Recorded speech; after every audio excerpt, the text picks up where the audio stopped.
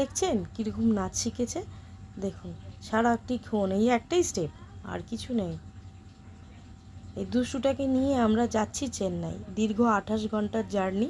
ট্রেনের মধ্যে যে কি করবে আমি বুঝতে পারছি না, আমার ভীষণ টেনশন হচ্ছে। উনি বিন্দাস আছেন, ওনাকে নিয়ে বেরিয়েছি। এখন আমরা বসে আছি, এটা শালিমার স্টেশনে।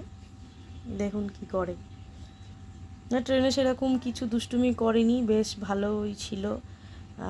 লেখালেখি, আঁকাআঁকি, কাটাকুটি খেলা এসব নিয়ে ও সময়টা কাটিয়েছে। এটা একদম মর্নিংয়ের একটা ভিউ, ট্রেন থেকে দূরে পাহাড় দেখা যাচ্ছিল, ভীষণ ভালো লাগছিল। আর কয়েক ঘন্টা জার্নি বাকি রয়েছে, আমরা পৌঁছে যাব। দীর্ঘ 28 ঘন্টা ট্রেনে বসে থাকা, বাচ্চাটার জন্যই বেশি টেনশন আর কি। এইটা আমরা এবার এটা স্টেশনে আমরা ঢুকবো। একটা চকলেট দেখে তো সেটা যতক্ষণ না খাচ্ছি মনটা ভরে না আর কি। এবারে আমরা প্রায় পৌঁছে গেছি, আমরা চেন্নাই সেন্ট্রালে প্রবেশ করছি। 28 ঘন্টা ধরে ট্রেনেই একটা বিচ্ছুকে কন্ট্রোল করা, বাড়িতে কন্ট্রোল করা, আর এই বাইরে বেরিয়ে এই ট্রেনের মধ্যে যে কি এটা একটা ব্যাপার, যে যারা মায়েরা আছে তারা ছাড়া কেউ বুঝবে না।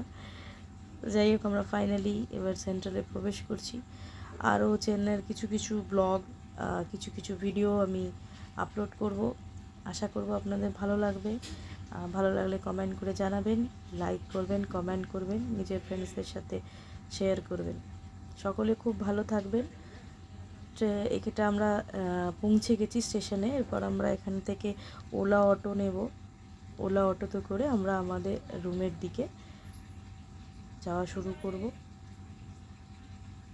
এই ওলা আমাদের অটো নেওয়া হয়ে গেছে। এবার আমরা চললাম আমাদের রুমের দিকে।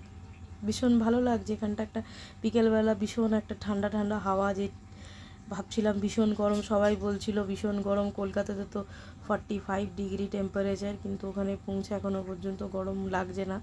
ভীষণ হাওয়া, ঠান্ডা,